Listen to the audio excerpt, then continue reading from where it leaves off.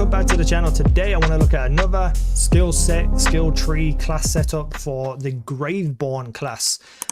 We did a couple of others on the channel. Go and check them out. I don't know when this one's going to be uploaded, but go and check them all out.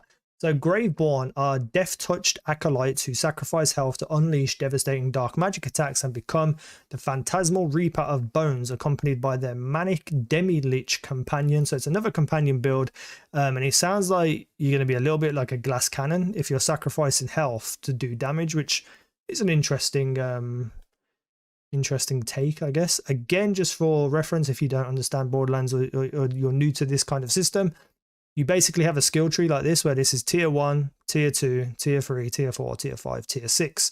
Now you have to spend usually about 5 points in this tier to unlock this tier, and then you do 5 points in here to unlock this tier, and so on and so forth. You should have a limited amount of points. I know these are all full, but usually in Borderlands you have a limited amount of points because you have to pick and choose. So the class feat, the thing the class is known for, Demi-Lich companion.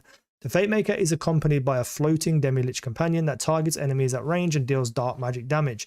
Whenever the Fatemaker casts a spell, the Demi-Lich will cast Hellish Blast, creating a homing projectile on the spell's elemental type, dealing damage to nearby enemies on impact. Jesus Christ, it's basically like a double magic attack. Any increases to the Fatemaker's damage also apply to the companions. So if you get buffed, they'll get buffed too. Action skills. Dyer Sacrifice. The Fatemaker sacrifices some of their current health to deal dark magic damage and apply dark magic status effects to all enemies nearby. Dyer Sacrifice deals bonus damage proportional to the sacrificed amount of health. I wonder how that's going to work. How are you going to choose how much health you want to give up?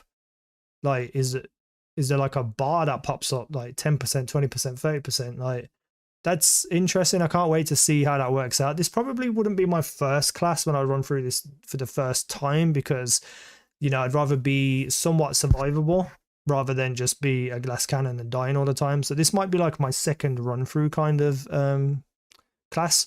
Reaper of Bones. The Fatemaker is fully healed, gains leech efficiency, and deals bonus dark magic damage for a duration, but loses an ever-increasing amount of health per second. Whenever the Fatemaker would die, they become invulnerable for a duration, restore some of their health, and Reaper of Bones ends. So if you die and you activate this class skill, you become invulnerable, restore a little bit of health, and this will end. I don't really understand that. That's a bit confusing, the wording for me. But this one just seems like you'll be able to stay alive for a little bit, I guess. Leech efficiency and deals bonus dark magic damage for a duration, but loses an ever increasing amount of health per second. I don't understand what this means, but it just seems like die, get hit, lose health, leech health, more damage.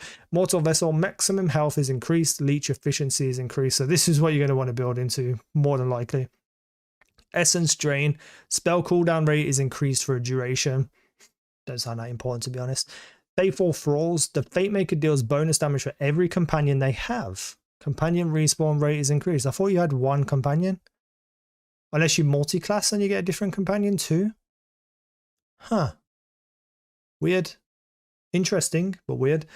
Tier 2, Sanguine Sacrament. Whenever the Fatemaker casts a spell, they regenerate health over a brief duration. So if you are sacrificing your health, you can get a small chunk of health back pretty much straight away just from casting a spell. Dark magic damage is increased if you want to do more damage. Kill skill, companions deal bonus dark magic damage for a duration. This effect can stack. That's pretty important. If you're going to be a support player, this might be very, very helpful. Dread Covenant, a portion of damage taken by the Fatemaker is redirected to the Demi-Lich. When the Fatemaker reaches 1 health, they immediately restore health, sacrificing the Demi-Lich. Oh, this is actually pretty cool. So it's kind of like any damage you take, the Demi-Lich kind of keeps it inside them, and then when you're down to 1 HP, that thing gives you the health that it's accumulated and it dies. But it has a long cooldown, so that's kind of like the trade-off. Stain of the Soul, the Fatemaker's spells deal bonus dark magic damage. Again, just more damage if you wish. Dark Hydra, chance to summon a Dark Hydra companion, dealing dark magic ability damage to nearby enemies for duration. So this Dark Hydra must go with, where was it again? this one, the Fate Maker for every companion. So it seems like you can get more companions and do more stuff. That's pretty interesting. Tier 4 Ascension, kill skill, maximum health and spell damage are increased for a long duration. This effect can stack. Ooh, so if you're getting a constant lot of kills and sacrificing health for damage, you can have more maximum health. So when you are sacrificing it, you've still got more health than you would if you didn't have this skill. Punishment, when the Demi-Lich casts Hellish Blast. I can't speak today. When the Demi-Lich casts Hellish Blast, there is a chance it will be cast again after a brief delay, so you get a free attack. This feels like you need to have, you know, a lot of knowledge in how to make builds and have a lot of experience with the character to kind of really make a deep build.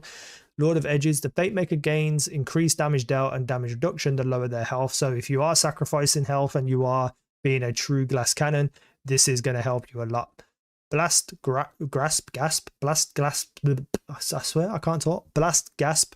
Whenever the Fate Maker deals spell damage, there is a chance to create an explosion, dealing ability damage of the spell's elemental type to nearby enemies. So, you know, if you want to do more AoE, this is for you. And tier 6, Morheims, Blessing. Casting a spell automatically activates all of the Fate Maker's kill skills. These kind of builds based around this usually are super overpowered. This might be a little bit different because you're losing a lot of health. Looks pretty cool though with these little things. So interesting. I don't know what to think right now. I can't really envision this build in my head like I could with my other characters that I've looked at on these skill trees. But it does just seem like a glass cannon. Low health, risk of dying, huge damage. So it definitely probably will be my second run through of this game. Or potentially I could take it as a multi-class on top of something else as you get through the game. So yeah, let me know what you're thinking about Graveborn. Is this exciting for you? What do you understand this class to be? Have I got it right? Have I got it wrong? But yeah, let me know down below in the comment section. I'm excited for this game. I hope you are too. Thank you for watching. I've been easynow. You guys have been awesome.